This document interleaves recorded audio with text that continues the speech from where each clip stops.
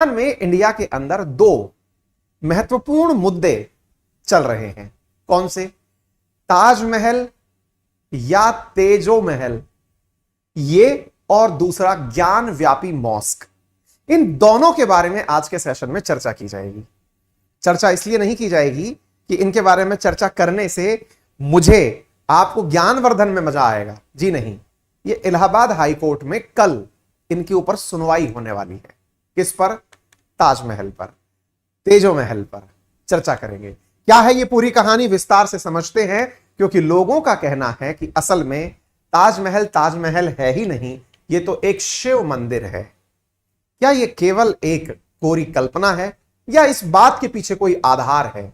आज के सेशन में डिस्कस करेंगे। वहीं दूसरी ओर काशी विश्वनाथ बाबा के जस्ट साइड में बनी हुई ज्ञानव्यापी मस्जिद में हो रहे सर्वे की भी चर्चा करेंगे, जिसमें चर्चा है कि इस मस्जिद में कुछ इस प्रकार के प्रमाण उपलब्ध हैं कि वो एक हिंदू मंदिर होने के सारे फर्ज निभाता है। इन दोनों चीजों के बारे में आज के सेशन में चर्चा की जाएगी। ये चर्चा इसलिए महत्वपूर्ण है क्योंकि कुछ इसी प्रकार के सर्वे कभी बाबरी मस्जिद के लिए करवाए गए थे। कुछ इसी प्रकार के चर्चे बाबरी मस्जिद के भी रहे थे। आज वहां पर भव्य राम मंदिर बन रहा है। चलिए चर्चा करते हैं। क्या है सारी न्यूज? इंडियन हेरिटेज से जुड़ी है, हिस्ट्री की भी चर्चा होगी। केवल और केवल आप लोगों को न्यूज नहीं, इसके साथ साथ जुड़े हुए तथ्य भी बताए जाएंगे। कहां से विवाद निकला बताने का पूर्ण प्रयास किया जाएगा। चलिए शुरू करते हैं। ज्ञानव्यापी मस्जिद बनारस वाराणसी में, ताजमहल आप लोग सब जानते हैं, भारत उसे 7 वंडर में डलवाने का खूब प्रयास किया है। आइए चर्चा करते हैं। यहां पर देखिए आपको एक न्यूज आती हुई दिखाई देगी। लोगों का यानी कि एक याचिकाकर्ता ने इलाहाबाद हाईकोर्ट में पिटीशन दायर की है, और वो पिटीशन क्या है कि ताजमहल के 22 कमरे बंद हैं, उन्हें खुलवाया जाए। आप पूछेंगे कमरे बंद हैं खुलवाया जाए, ये क्या लॉजिक है? मजेदार बात यह है कि ये कमरे लगभग 83 साल से बंद हैं। आखिरी बार अंग्रेजों के समय खोले गए थे। याचिकाकर्ता का सबसे पहला तो दावा ही यही है, कमरा खुला के दिखा दो, इसमें क्या है। आर्कियोलॉजिकल सर्वे ऑफ इंडिया कमरा नहीं खोल रहा है। याचिकाकर्ता हाईकोर्ट में है, कमरा खोल के दिखाइए इसमें क्या है। याचिकाकर्ता का कहना है कि इसमें वो तमाम प्रमाण उपस्थित हैं जो ये सिद्ध करते हैं कि ताजमहल नहीं, यह एक शिवालय यानी शिव मंदिर था। चर्चा करेंगे। यहां पर आप देख सकते हैं कि यहां पर याचिकाकर्ता ने केवल और केवल अपनी कोर्ट के अंदर डाली गई याचिका में ताजमहल के अंदर बंद 22 कमरों को खुलवाने के लिए अपने द्वारा पिटीशन दायर की है, जिसके ऊपर कल सुनवाई संभावित है। आइए थोड़ा सा और बताते हैं। याचिकाकर्ता कहता है कि ताजमहल असल में एक मंदिर हुआ करता था जो कि एक पुराना शिव मंदिर है, और आर्कियोलॉजिकल सर्वे ऑफ इंडिया इसे खोलकर नहीं दिखा रहा है। असल में यह तेजो महल था। महालय जैसे होता है ना शिवालय, ऐसे ही महालय, तेजो महालय। क्या है इसकी पूरी कहानी? जांच के लिए समिति गठित करने की यहां पर मांग कर रहे हैं याचिकाकर्ता, जो कि एक भाजपा नेता है। इनका कहना है कि यहां पर जांच करके यह सिद्ध किया जाए कि इन कमरों में आफ्टर ऑल है क्या। याचिकाकर्ता का दावा है। और आप पूछेंगे याचिकाकर्ता तो कुछ भी याचना कर देगा, लेकिन अगर हाईकोर्ट ने प्ली को स्वीकार कर लिया है, डिस्कशन पर जा रही है, यानी कि कुछ तो कंटेंट होगा, और उस कुछ कंटेंट में जो दावे हैं वो एक बार के लिए आपको सुन लेने चाहिए। एक तो वो दावा जो कि आप सबने आज तक पढ़ा है कि साहब शाहजहां ने अपनी बेगम मुमताज महल के लिए इसका निर्माण करवाया था। आप सबने फैक्ट्स को भी रट के याद किया हुआ है कि 1632 से लेकर के 1653 के बीच में इसका निर्माण हुआ था। अगर यह बात सत्य है कि यह सब प्रकार के निर्माण कार्य हुए थे, तो याचिकाकर्ता की भी बात एक बार सुन लीजिए। उसके तर्क क्या है एक बार जान लीजिए, क्योंकि तर्कों से ही तो आज का जनरेशन चलता है। तो चलिए तर्क सुन लीजिए याचिकाकर्ता के। इनका तर्क यह है कि यह असल में 1212 में एक राजा हुए जिनका नाम था परमाद्री देव। उन्होंने तेजो महालय बनवाया था। इस तेजो महालय का ही नाम बदल करके ताजमहल कर दिया गया। नंबर दूसरी बात, किसी भी मुगल कोर्ट, अब ये देखिए जिनका भी तर्क होता है, अब आप में से कुछ लोग ये कहेंगे तर्क है कि कुतर्क है हम नहीं जानते। देखिए, आप लोग कुछ जाने या ना जाने, लेकिन जांच हो जाए तो बुराई क्या है, ये इस तर्क पर आधारित है। जांचकर्ता की, जांच करने वाले की यह डिमांड है कि किसी भी मुगल कोर्ट के पेपर में या क्रॉनिकल के अंदर ताजमहल का कहीं जिक्र नहीं है। आपको यह विवाद कहां से शुरू हुआ मैं वहां तक भी लेकर चलूंगा। ये कोई एक और कलाकार हैं जिनकी किताब से यह सारा बवाल मचा है। यह तो केवल याचिकाकर्ता है जिसने याचना करके हाईकोर्ट में डिमांड की है बात की। कहते हैं कि यदि यह 1632 से लेकर 1653 के बीच में बनाया गया था तो एक लेटर उपलब्ध है जो 1652 का है, जिसमें औरंगजेब ने अपने बाप से यानी शाहजहां से कहा था कि मकबरे की इमारत काफी पुरानी हो गई है। अगर कोई इतनी जल्दी नई बिल्डिंग को पुराना कह रहा है, इस पर फिर से सवाल खड़े होते हैं कि जिसको इतना भव्य तरीके से बनाया गया हो वो पुराना कैसे हो गया है। औरंगजेब के इस पत्र के मायने क्या निकाले जाएं? याचिकाकर्ता के तमाम प्रश्नों के ऊपर ताजमहल के इतिहास को लेकर के 12 मई के दिन डिस्कशन एक्सपेक्टेड है, जो कि हम आपके सामने न्यूज के माध्यम से शो कर रहे हैं। 12 मई तक के लिए यह केस पोस्टपोन कर दिया गया था। अब थोड़ा और इतिहास में चलते हैं। इतिहास में चर्चा होती है एक लेखक की जिनका नाम है P.N. ओक। P.N. ओक नामक ये जो लेखक हैं, इनका जन्म 1917 में हुआ। ये ब्रिटिश सोल्जर थे और बाद में राइटर के रूप में अपना जीवन इन्होंने बिताया। 90 साल की उम्र में इन्होंने अपना देह त्यागा।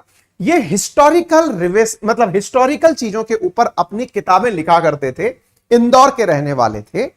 इन्होंने अपनी किताब के अंदर वर्ष 1989 में एक किताब लॉन्च करी। उस किताब का नाम था ताजमहल द ट्रू स्टोरी, यानी कि यह कहानी बाहर कहां से आई, इसके बारे में मैं आपको यहां पर बातें बताता हूं कि अल्टीमेटली ताजमहल को लेकर विवाद कहां से शुरू हुआ, तथ्यात्मक रूप से लोगों के बीच में बहस कहां से शुरू हुई। ओक नामक इन व्यक्ति ने अपने द्वारा यह जो बात कही, उसमें इन्होंने कहा कि 1155 एडी के अंदर, एडी का मतलब आप लोग जिस एरा में जी रहे हैं, ये 2022 एडी है, यानी कि लगभग यहां से 900 साल पहले 1155 एडी के अंदर, मतलब इसका निर्माण किया गया था। 17वीं सेंचुरी में इसका निर्माण नहीं हुआ है। 17वीं सेंचुरी से मतलब जो तथ्य आप बताते हैं कि 1632 से लेकर के 1653 के बीच में निर्माण हुआ, इसको 17वीं शती बोलते हैं। इसमें निर्माण नहीं हुआ, 1155 में इसका निर्माण हुआ था। और इनका आरोप है कि आर्कियोलॉजिकल सर्वे ऑफ इंडिया इस बात को जानता है, क्योंकि अंग्रेजों ने इन कमरों को खुलवा के देखा था और उसको देखने से इन्हें यह बात पता चल गई थी। अब साहब, इनके ही दावों में इसे तेजो महालय कहा गया था। इन्होंने अपनी पुस्तक में, जिसका नाम था ताजमहल द ट्रू स्टोरी, इसमें इन्होंने बकायदा इस बारे में सारी जानकारी लिखी है।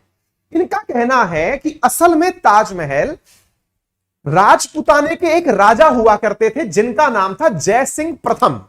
ये उनका महल था। हिंदू राजा हुए जिनका नाम था जय सिंह प्रथम, ये उनका महल था। और इसे असल में इस हिंदू महल के अंदर शिव मंदिर भी था और राजपूत रॉयल फैमिली के द्वारा इसका निर्माण करवाया गया था, जयपुर के जो राजा थे उनके द्वारा।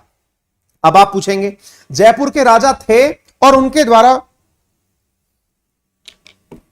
इसका निर्माण किया गया, इसके क्या प्रमाण हैं? आइए इसके बारे में मैं आपको बताता हूं। कहा जाता है कि इस जगह पर कब्जा कर लिया था, किसके द्वारा? शाहजहां के द्वारा। और यहां पर कब्जा करके, जैसा अभी तक पुराने के तथ्यों में यह आरोप लगता है और यह बात सच भी है, चाहे आप बाबरी मस्जिद के बारे में जिसके ऊपर सुप्रीम कोर्ट ने वर्षों तक सुनवाई करी और बहस करी, उसमें भी यह बात निकल करके आई थी कि उस समय के जो मुस्लिम आक्रांता थे, क्योंकि मुस्लिम्स की पैदाइश कभी इंडिया में थी ही नहीं, ये इन्वेडर्स थे। तो जो इन्वेडर्स इंडिया आए, इन्होंने हिंदू टेंपल्स को तोड़कर उनके ऊपर मस्जिद नुमा, मकबरा नुमा संरचनाओं का निर्माण किया था। ये मकबरा शैली इंडियन शैली थी नहीं, ये इस्लामिक शैली थी, अरेबिक शैली थी। तो जो बाबरी मस्जिद था, जिसके अंदर पुरातत्व विभाग ने खोज करके जिसके बारे में जानकारी जुटाई थी, इसी प्रकार से बहुत सारे टेंपल्स को, जिनकी बुनियादें तो वैसे ही रखी गई, उन्हें नहीं पता था कि एक समय ऐसा भी आएगा जिस समय उनके नामो निशान खत्म हो जाएंगे, उनका शासन पाठ चला जाएगा।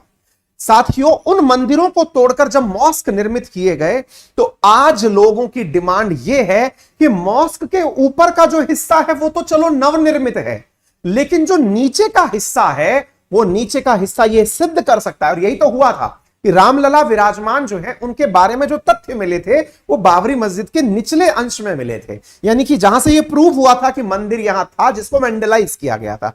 तो कहना है इस लेखक का अपनी पुस्तक में कि यहां पर भी बिल्कुल तेजो महालय के अवशेष मिलने संभावित हैं। और अगर आपको ऐसा लगता है तो एक बार सर्वे करा लीजिए।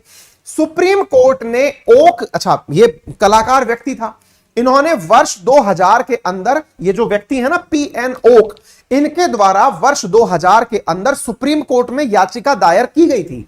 याचिका में इन्होंने कहा था कि मैं चाहता हूं कि तेजो महालय का सर्वे कराया जाए, लेकिन सुप्रीम कोर्ट ने इनकी बात को मानने से इनकार कर दिया था। अब आप पूछेंगे कि ऐसे तो कोई कुछ भी मान ले, नहीं, इसके बारे में एक प्रमाण और दिया गया। और प्रमाण क्या था? असल में प्रमाण यह मिला कि जो देखिए क्या होता था, जैसे आज आप लोग हैं, आप में से बहुत से लोग एक बहुत कॉमन सा प्रश्न करते हुए पाए जाते हैं। जैसे आपसे कोई यह कहता है कि बताइए कभी राम जी हुए थे या नहीं हुए थे, आप उनके ऊपर क्वेश्चन मार्क खड़ा कर देते हैं। आपसे पूछा जाता है कि सीता माता हुई थी या नहीं, आप उनके ऊपर क्वेश्चन मार्क खड़ा कर देते हैं। रीजन, उस समय का आपके पास कोई भी लिखित अभिलेख नहीं है। अगर आपको यह पता होता कि उस समय के लोग लिख करके कि आने वाली पीढ़ियां, जो कलयुग आएगा वो उन पर सवाल खड़ा करेगा, तो शायद वो भी दीवारों पर कुछ लिखवा के जाते कि हां हम पैदा हुए थे। मैं थोड़ा सा आपको लाइटर नोट पर एक बात बताता हूं। कभी शमशान भूमि की यात्रा की हो, कई बार आप किसी अर्थी को कंधा देते हुए शमशान भूमि में जब जाएं तो आप वहां पर एक नजारा देखेंगे। नजारा क्या? कुछ सीटें, बेंचेस वहां लगी होती हैं। उन बेंचेस पर गुदा गुदा कर, खोद खोद कर लिखवाया होता है कि ये इनके द्वारा दान की गई है, उनका स्वर्गवास इस समय पर हुआ है। ऐसा क्यों करते हैं भाई? क्योंकि आने वाली पीढ़ी का भरोसा नहीं है ना। वो ये मानने से ही इनकार कर दे कि हमारे एंसेस्टर्स कभी हुए थे। जब राम जी के ऊपर सवाल खड़े हो सकते हैं, उन लोगों पर सवाल खड़े हो सकते हैं जिन्होंने, देखिए आज हम हर साइंस की क्रिएटिविटी का क्रेडिट जो है वो उठा करके अंग्रेजों को दे देते हैं, लेकिन आप अपनी माइथोलॉजिकल पुस्तकों को अगर ध्यान से पढ़ते हैं तो उनमें बहुत सी चीजों के बारे में ऑलरेडी ज्ञान लिखा हुआ है।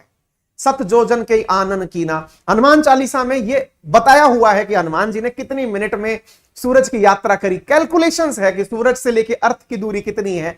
यह हमारी माइथोलॉजिकल कहानियों में घुसी हुई चीजें हैं, लेकिन प्रमाण के अभाव में, क्योंकि साइंस में आप लोग प्रमाण मानते हैं, आप ये मानते हैं कि प्रूफ दीजिए कि यह बात सही है। मिडाइवल एज तक आते आते लोगों को यह बात समझ में आ गई कि आने वाली पीढ़ी बहुत निकम्मी होने वाली है, वो हमारे ऊपर डाउट करेगी। इसलिए साथियों, आपने बहुत सारे राजाओं के बारे में देखा होगा कि वो अपने साथ एक लेखक लेकर चला करते थे। आपको मालूम होगा, फिलहाल कुछ ही दिनों पहले एक मूवी आई थी ना, वो अलाउद्दीन खिलजी के ऊपर, कौन, पद्मावत थी। पद्मावत मूवी में अगर आपने मूवी देखी हो तो खिलजी के साथ में भी आपने खुसरो ही था ना साथ में, जो उसके बारे में लिखता है, नहीं पता, मूवी ध्यान से देखा करो। उसमें अगर आप देखेंगे कि जो खिलजी है, वो खिलजी अपने साथ में एक राइटर को बिठा कर रखता है। और आप यदि मूवी देखे हो तो कमेंट बॉक्स में बता दीजिए, बिल्कुल तथ्यात्मक जानकारी मैं मिस कर रहा हूं, है ना, कि खिलजी अपने साथ हमेशा एक राइटर को रखा करता था और वो एक लाइन बोला करता था कि इतिहास के पन्नों में से इस जानकारी को मिटा दो कि मुझसे भी ताकतवर कोई व्यक्ति हुआ था। यानी मिडाइवल एरा में जो मुस्लिम इन्वेडर्स आए थे, इन्हें यह समझ में आ गया था कि जो बातें लिखित में रहेंगी लोग उन्हें ही मानेंगे। अगर आपको याद आए तो मीर काफिर था, नहीं एक और था, खुसरो भी था, है ना, अमीर खुसरो था, हाँ है ना, अमीर खुसरो था ना, ठीक है, गुड, मुझे ही सही से याद है यार, शाबाश। तो अमीर खुसरो जो है उसके द्वारा उस तरह की सारी जानकारियां, इसीलिए आपको मालूम होगा अमीर खुसरो के ही लिखी हुई पंक्तियों में राजस्थान में हुए जो साके थे, है ना, उनकी भी जानकारी वहीं से निकल कर आती है। फिर भी मैं तुरंत वापस मुद्दे पर आता हूं। मुद्दा यह है कि उस समय के राजाओं को भी यह समझ में आ गया था कि आने वाली पीढ़ी हम पर डाउट करेगी। ऐसी स्थिति में उन राजाओं ने दीवारों पर लिखवाना शुरू कर दिया था। आप और हमारी तरह नहीं कि कोई भी पत्थर देखा और वहां पर लिख दिया ए लव्स बी। आप भी प्रमाण लिख रहे हैं, इसे भी आप अपना अभिलेख कह सकते हैं। आपके द्वारा पत्थरों पर लिखी गई ये चीजें अगर गुदवा के लिखी रह जाएं तो शायद आने वाली पीढ़ियां आपके बारे में भी पढ़ लेंगी। लेकिन राजाओं ने अपने द्वारा अपने प्रमाण अभिलेखों पर लिखवाए कि आने वाली पीढ़ियां संदेह ना करें। इनमें से नौ चौकी की पाल राजस्थान में एक ऐसी जगह है जहां पर मेवाड़ राजवंश के बारे में बहुत सारी जानकारियां पत्थरों पर लिखवाई गई हैं। यानी जिस पर आप जाकर के पढ़ें तो आपको यह पता चल जाएगा कि इसके बाद ये राजा हुए, इनके बाद ये राजा हुए।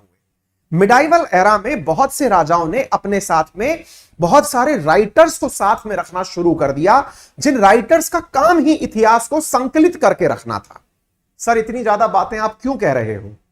आइए, मानसिंह के भी साथ में एक ऐसा ही अभिलेख, अभिलेख का मतलब समझ में आ गया, एक राइटिंग उसी समय की लिखी हुई मिलती है, जिसमें यह कहा जाता है कि जयपुर स्थित सिटी पैलेस, जयपुर के अंदर जो जयपुर का महल है जिसे सिटी पैलेस के नाम से आप जानते हैं, उसके अंदर यह जानकारी मिलती है कि राजा मानसिंह की हवेली के बदले शाहजहां ने राजा जय सिंह को 4 हवेलियां दी थी। मतलब समझ गए? ये लोग उस समय अपने साथ में सारी जानकारियां एकत्रित करते थे। उन जानकारियों में एक जानकारी यह लिखी हुई है कि शाहजहां ने 1 हवेली के बदले जय सिंह को 4 हवेलियां दी थी। अब बड़ा सवाल यह बनता है, शाहजहां ने कौन सी हवेली ली थी जिसके बदले 4 हवेलियां मिली? उन चारों हवेलियों के प्रमाण जयपुर में विद्वान है। आइए देखिए वो 4 हवेलियां कौन कौन सी है। राजा भगवान दास की हवेली, राजा माधो सिंह की हवेली, रूप सिंह बैरागी की हवेली और चांद सिंह पुत्र सूरज सिंह की हवेलियां। ये चारों हवेलियां, जैसे होता नहीं है कि भाई ये जगह तुम रख लो, इसकी बदले में हमको 4 जगह ये दे दो। कारण क्योंकि कहते हैं कि शाहजहां को मुमताज कह के मरी थी 12 बच्चों की मां, कि हमारी याद में कुछ ऐसी चीज बनाना, क्योंकि हमने सपने में देखा है कि हमारी मकबरा जो है वो दुनिया का सबसे खूबसूरत है। तो भाई साहब ऑब्वियसली ज्यादा प्यार करते होंगे राजा साहब, अपनी बीवी की याद में उन्होंने ऐसा मकबरा बनाने का निर्णय लिया होगा। लेकिन मकबरे के लिए इतना समय कौन लगाए? ऐसी स्थिति में उन्होंने एक महल का एक्सचेंज किया। ऐसा मैं नहीं कह रहा, ऐसा ओक कहता है। मैं तो ओक की भाषा बोल रहा हूं जनाब, मैं तो होता ही कौन हूं? I am not a historian, I am just a story teller, just like a teacher. तो पीएन ओक जो है वो यहां पर अपने द्वारा दावों में जो बात कहता है, उस दावे में कहता है कि 16 दिसंबर 1633 का यह फरमान मार्केट में आज भी अवेलेबल है, जिसमें यह जानकारी मिलती है कि शाहजहां के फरमान में उन्होंने जय सिंह से संगमरमर मंगवाया था।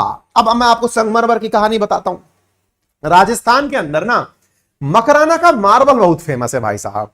हमारे यहां का मार्बल, राजस्थान का मार्बल इतना प्रसिद्ध है, जैसे मैं आपको इस मार्बल की थोड़ा क्या है, मैं राजस्थान की बहुत ज्यादा तारीफ करता हूं, बह जाता हूं, फिर भी सुन लीजिए। राजस्थान के मार्बल की खूबसूरती यह है कि तापमान अगर 50 डिग्री सेंटीग्रेड भी टच कर रहा है और आप मकराना के मार्बल पर चल रहे हैं तो वो ठंडा मिलेगा। यह खूबसूरती है हमारे मार्बल की।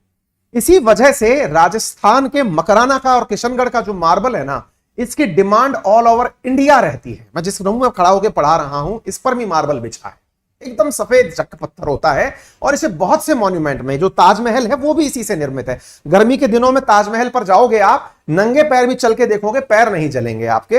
ये खूबसूरती है हमारे मार्बल की। तो इस मार्बल को मंगवाया गया, तो इस मार्बल के अंदर जितना मार्बल मंगवाया गया उसको अगर कैलकुलेट किया जाए तो इतने में तो ताजमहल बन के तैयार ही नहीं होता। भाई अगर आपने मार्बल मंगवाया तो वो मार्बल आपने जितना मंगवाया उतने से तो ताजमहल नहीं बनता। इसका मतलब ऑलरेडी इस जगह कुछ बना हुआ था। अब आपको यहां पर एक टॉम्ब बनाना था, एक मकबरा बनाना था, इसलिए आपने एक और मार्बल उससे मिलता जुलता बनवाया और मंगवाया। क्लियर है? ऐसा इनका कहना है। तो सर ये अचानक विवाद बाहर कैसे आ गया? क्या इससे पहले कोई विवाद नहीं था? बिल्कुल था। 1665 में पीएन ओक ने अपनी किताब में पहली बार इस बारे में दावा किया कि यह एक शिव मंदिर हुआ करता था। 2015 में आगरा के सिविल कोर्ट में ताजमहल को तेजो महाल मंदिर घोषित करने की याचिका दायर हुई थी। इसके साथ साथ 2017 में भाजपा सांसद विनय कटियार ने सीएम योगी से ताजमहल को तेजो महल घोषित करने की भी मांग की थी। अब आप फिर पूछेंगे, सर इतना ही विवाद है तो अल्टीमेटली कृपा अटकी कहां है? अब क्या खोद कर देखा जाए? क्या ये चाहते हैं कि अब ताजमहल को भी खोद कर देख लिया जाए? रुकिए जरा, असल में यहां पर लेखक की मांग यह है कि जो 22 कमरे 88 साल पहले, मैंने शुरुआत में 83 साल बोल दिए थे, मैं क्लियर करता हूं अपने आप को, आज से 88 साल पहले, 88 साल पहले यहां के 22 कमरे खोले गए थे, वो कमरे तब से लेकर आज तक बंद क्यों हैं? यह याचिकाकर्ता की डिमांड है। उसका कहना है कि 22 कमरे ऐसे बंद हैं जिन्हें अंग्रेजों ने खोलकर देख लिया था, उन्हें 1934 में खोल करके निरीक्षण करके देखा था, लेकिन आज तक ये कमरे बंद क्यों हैं? इन्हें खोलकर क्यों नहीं दिखा दिया जाता? एनालिसिस हाईकोर्ट या सुप्रीम कोर्ट की नजर में क्यों नहीं कर दिया जाता कि इसमें ऐसा क्या है? अब आप पूछेंगे कि सर एक बात बताइए, जितना भी तर्क वितर्क हो रहा है इस पर लोगों का यानी कि दूसरे पक्ष का क्या कहना है या बुद्धिजीवियों का क्या कहना है? तो यहां पर एक बुद्धिजीवी है, उनका कहना है कि अगर आपको ताजमहल में कुछ भी करना है तो आपको यूनेस्को से पूछना पड़ेगा। अब साहब ये यूनेस्को पिक्चर में कहां से आ गया? असल में ताजमहल एक यूनेस्को वर्ल्ड हेरिटेज भी है, और अगर आपको हेरिटेज में कुछ भी छेड़छाड़ करना होगा तो आपको उनसे ही परमिशन लेनी होती है। अब आप पूछेंगे, अच्छा बेटा देश हमारा, परमिशन उनसे लें, ये तो बिल्कुल नाइंसाफी है। ले लीजिएगा, अगर नहीं ली परमिशन आपने तो वो आपके यहां से हेरिटेज का तमगा हटा देंगे। आप भावनाओं में बहके कह सकते हैं हटा दो, हमारे क्या, हमारे ही तो रहेगा वो। प्रभु वो आपके लिए उस तरह के महत्व से दूर हो जाएगा कि लोग अंतरराष्ट्रीय रूप से इसको देखने आए। अभी अंतरराष्ट्रीय रूप से जब लोग यूनेस्को की साइट पर देखते हैं कि कौन सी जगह घूमने जाना चाहिए तो वहां ताजमहल दिखता है टॉप पर, लेकिन अगर वो वहां से हट जाएगा तो टूरिज्म को बहुत नुकसान होगा। पूछने में कुछ नहीं जाता है, ताजमहल के बारे में जानकारियों में मिल सकता है। तो जनाब बात यह है कि यह जानकारी अगर ऐसी है तो फिर एएसआई तो भारत सरकार के अधीन ही आती है। एएसआई ने अभी तक अपनी तरफ से कोई बयान क्यों नहीं दिया? फरवरी 2018 में आर्कियोलॉजिकल सर्वे ऑफ इंडिया ने आगरा कोर्ट में एफिडेविट में कहा कि ताजमहल में शिव मंदिर या तेजो महाल होने का जो दावा है वो काल्पनिक है। एफिडेविट दिया। अगेन याचिकाकर्ता क्या कहता है? खोल के दिखा दो, हम मान लेंगे। अब ये वही वाली बात है जैसे हमारे राजस्थान के अंदर कभी आप नाहरगढ़ आइए, जयगढ़ आइए, यहां कहा जाता है कि इन महलों में बड़ी मात्रा के अंदर गोल्ड के आभूषण विद्यमान है। अच्छा, मैं फिल्म है, अब तुम लोगों को फिर से फिल्म याद नहीं आएगी, एक अजय देवगन की फिल्म है बादशाह हो, यस। और यह प्रमाण सच है कि जब इमरजेंसी लगी थी तो इंदिरा गांधी जी ने उन महलों में उन कमरों को खुलवा करके वहां रखे गोल्ड को निकलवाया था। इस पर एक फिल्म बनी है बॉलीवुड में बादशाह हो नाम से। मैं कहां से कहां पहुंच जाता हूं, लेकिन फिर भी जब लोग कविंदती लगाते हैं तो उस पर सत्ता में बैठे लोगों का भी मन होता है। ऐसे ही जयपुर के अंदर जो यहां जयगढ़ ही था, जहां तक है मेरा ख्याल है ना, जयगढ़ ही था ना, हाँ भाई गूगल गुरु, हाँ जयगढ़ के अंदर जो है जाना था गोल्ड का, और कहते हैं कि इमरजेंसी जब लगाई इंदिरा गांधी जी ने तो कई ट्रक भेज करके यहां से गोल्ड निकलवाया गया था। एनीवे, अब पता नहीं किसका क्या सही था क्या गलत था।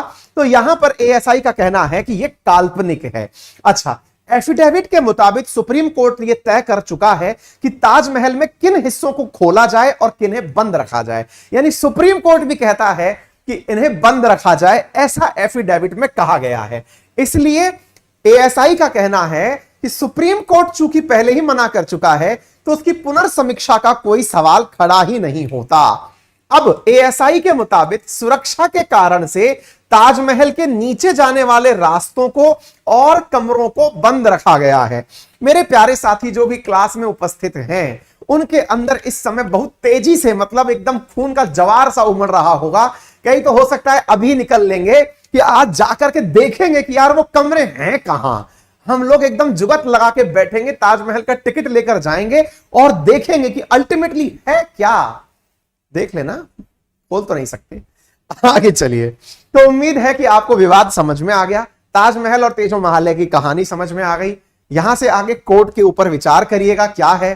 ये जितने भी विचार मैंने यहां रखे हैं ये मेरे अपने विचार नहीं हैं, ये लेखक के विचार हैं। मैं किसी भी कंट्रोवर्सी में आपको ना डालना चाहता हूं ना खुद पढ़ना चाहता हूं।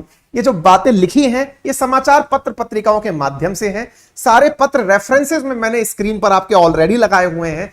फिर भी अगर आपको किसी भी प्रकार के कोई यहां पर जवाबदेही चाहिए तो कृपया 12 तारीख तक का इंतजार करें। इलाहाबाद हाईकोर्ट में सुनवाई होना संभावित है। चलिए आगे बढ़ते हैं। वीकेंड्स पर अनअकैडमी के एप्लीकेशन पर पेड क्लासेस में मेरी इकोनॉमिक्स की क्लासेस चल रही हैं। यदि आप चाहते हैं तो उसे ज्वाइन कर सकते हैं। इसलिए ज्यादा इंफॉर्मेशन आपके लिए महत्वपूर्ण है क्योंकि प्राइसेस जल्दी ही बढ़ने वाले हैं। एसएससी का मेगा कॉम्बैट इस मई 15 को है, जो कि एक फ्री टेस्ट है जिसमें आप चाहें तो फ्री में भी आप अपना कोर्स जीत सकते हैं। मेरा रेफरल कोड अंकित 10 है, जिसका यूज करके आप अनअकैडमी पर 10% डिस्काउंट सभी प्रकार के सब्सक्रिप्शंस पर प्राप्त कर सकते हैं। यूपीएससी के कोर्सेज के अंदर 12 महीने के साथ 3 महीने का जो एडिशनल सब्सक्रिप्शन दिया जा रहा है वो आज रात 12 बजे तक वैलिड है। अगर आप चाहें तो उसे यूज कर सकते हैं। मेरा रेफरल कोड अंकित 10 यूज करने से आपको तमाम एडुकेटर्स की क्लासेस एक ही सब्सक्रिप्शन से मिल जाती हैं, जो आपके एग्जाम पॉइंट ऑफ व्यू से महत्वपूर्ण है। इजी ईएमआई ऑप्शंस के साथ आपको क्लासेस अवेलेबल कराई जा रही हैं। इस रविवार आप लोगों के लिए एक टेस्ट अनअकैडमी के ऑनलाइन और ऑफलाइन प्लेटफॉर्म पर रखा गया है। अनअकैडमी के 11 प्लेटफॉर्म्स ऑफलाइन बन चुके हैं, इंक्लूडिंग जयपुर और दिल्ली। आप वहां पर जाकर के भी मेंस का टेस्ट देकर या प्रीलिम्स का टेस्ट 15 तारीख को देकर आ सकते हैं। जहां भी जाएं बस रेफरल कोड अंकित 10 याद करके पहुंचे। कोई भी सब्सक्रिप्शन लें, लेकिन हमेशा पहले याद रख लें कि प्राइसेस बढ़ने वाली हैं, इसलिए मैं आपसे कह रहा हूं कि आपकी प्लानिंग को उसी के अकॉर्डिंग सेट कर लीजिए। एसएससी कैटेगरी के अंदर फिलहाल जो ऑफर चल रहा है उसमें भी 12 महीने के साथ 2 महीने का एक्सटेंशन आपको दिया जा रहा है।